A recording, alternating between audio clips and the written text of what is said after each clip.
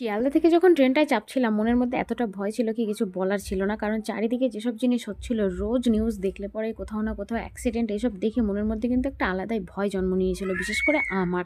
তো ট্রেনে ওঠার আগে তো খুব সতর্ক হয়ে উঠেছিলাম আর ভগবানকে বারবার করে ডাকছিলাম যেন জার্নিটা অন্তত সফল হয়, যে কাজের জন্য যাচ্ছি সেই কাজটা যেন সুস্থভাবে করে আবার নিজের জায়গায় ফিরতে পারি। তো ভগবানের ইচ্ছে জার্নিটা তো আমাদের খুবই ভালো ছিল। এর আগে শর্টস ব্লগগুলোতে তোমরা দেখেছো। তো ট্রেন থেকে এখন নামার সময় আমাদের সাথে যে জিনিসগুলো হচ্ছে সেগুলোই তোমাদের সাথে শেয়ার করব। তো ট্রেনের মধ্যে উঠেই আমরা কিছু বাঙালি পেয়ে গেছিলাম। এই দেখো এই ছেলেগুলো, এরা হচ্ছে বর্ধমান থেকে উঠেছিল আর এরা হচ্ছে আমাদের সামনেই এদের সিট ছিল। যেহেতু আমাদের সাথে কোনো ছেলে মানুষ ছিল না, আমি আর বোন আর ওর দুটো বাচ্চা নিয়ে আমরা এতটা ট্রাভেল মানে এতটা দূরে ট্রাভেল করছিলাম। আর তার উপরে আমাদের কাছে কিন্তু আমাদের ব্যাগ অনেকগুলো ছিল, যেগুলোর মধ্যে ভারী ভারী ছিল দুটো চারটা। শীতের দিনে তো জানোই লেপ কম্বল এসব কোথাও না নিয়ে গেলে পরে রাস্তায় কিন্তু অবস্থা খুব খারাপ হয়। যেহেতু আমিও যাচ্ছিলাম আর আমার প্রচণ্ড শীতের প্রবলেম আছে, নার্ভের প্রবলেমের জন্য আমি কিন্তু ইয়া সাইজের একটা কম্বল নিয়ে গেছিলাম সাথে করে। ভাবছিলাম শুধু যখন ট্রেন থেকে নামবো তখন আমাকে এটা কে দিয়ে যাবে। যেহেতু এখান থেকে ট্রেনে আমাদের তুলে দিয়ে গেছিলো, মানে বসিয়ে দিয়ে গেছিলো, কিন্তু বলে না ভগবানের কাজ ভগবান করে। আজ পর্যন্ত আমি যতবারই দূরে কোথাও ট্রাভেল করেছি, সত্যি কথা বলতে তোমাদের আজকে বলি, আমার কিন্তু কখনো কোনো প্রবলেম হয়নি। আমি তো একাই সব থেকে বেশি ট্রাভেল করেছি। রাস্তায় কেউ না কেউ আমাকে সব সময় হেল্প করেছে। আর এটা অবশ্যই আমি মনে করি ভগবান সাথে আছে তাই হয়। তো আজকেও এরকম কিছু, ওই ছেলেগুলো আমাদের প্রচুর হেল্প করেছিল ট্রেন থেকে নামানোর সময়। সব ব্যাগ কটা ওরা নিজেদের দায়িত্বে নামিয়ে দিয়ে, এমনকি স্টেশনের বাইরে পর্যন্ত কিন্তু ব্যাগগুলো আমাদের গাড়িতে বসিয়ে দিয়ে তারপরে ছেলেগুলো গেছিলো। আর সত্যি কথা বলতে কি জানো তো, রাস্তায় বেরালে যদি কেউ কারোর থেকে হেল্প পাওয়া যায় সেটা কিন্তু সত্যি কথা খুব ভালো লাগে।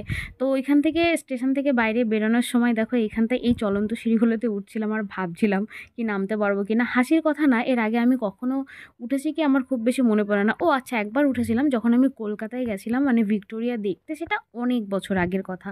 সেই তখন উঠেছে আর আজকে, তারপরে নেক্সট টাইম হচ্ছে আজকে। তো যাই হোক, বাইরে বেরিয়েই আমার এতটা ভালো লাগছিল, মনে হচ্ছিল যেন সেই 5টা বছর পরে একই জায়গা দিয়ে যাচ্ছি।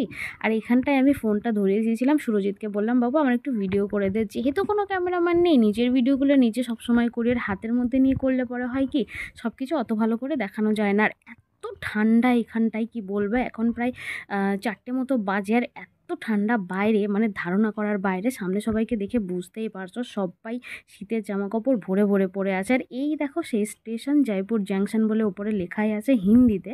আর বাইরের দিকে একটা জিনিস দেখে কিন্তু আমার খুব খারাপ লাগছিল কি, এই শীতের মধ্যে প্রচণ্ড কনকনে ঠান্ডা, তারও মধ্যে এইখানটায় সামনে এই দেখো কত মানুষ শুয়ে আছে ট্রেনের জন্য ওয়েট করছে। এর মধ্যে হয়তো আরও এরকম ধরনেরও মানুষ আছে যারা ভিক্ষা করে, তারাও আছে। তো ওইখান থেকে বাইরে বেরিয়েই অটো খুঁজছিলাম। আর এইখানটায় একটা জিনিস কিন্তু খুব সতর্ক থাকতে হয়, যারা নতুন কোথাও ট্রাভেল করে তাদের কাছ থেকে কিন্তু এরা প্রচুর পরিমাণে ভাড়া চেয়ে বসে। আমরা যেহেতু অনেকবার এসেছি, একটা আলাদাই অভিজ্ঞতা আছে।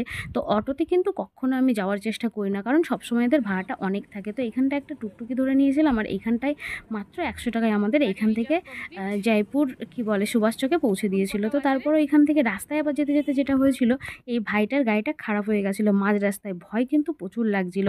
তারপরে মনে সাহস নিয়ে একটুখানি ভিডিওটা শ্যুট করে নিলাম, যদি বাই চান্স কিছু হয়। এটা কিন্তু তোমরাও করো, রাস্তায় যখনই কোথাও যাবে, যদি কোনো বিপদের আভাস পাও, অবশ্যই সবার কাছে আজকাল ফোন থাকে, তো একটুখানি ভিডিও যদি আমরা শ্যুট করে রাখি অনেক বড় বড় বিপদের হাত থেকে বাঁচতে পারি। তো এই দেখো এই রাস্তা দিয়ে এখন আমরা যাব। তো চলো এর পরের ব্লগগুলো আস্তে আস্তে তোমাদের সাথে শেয়ার করবার, প্রত্যেকটা জিনিস তোমাদের দেখাতে থাকবো। তো সবাই ভালো থেকো, সুস্থ থেকো, টাটা।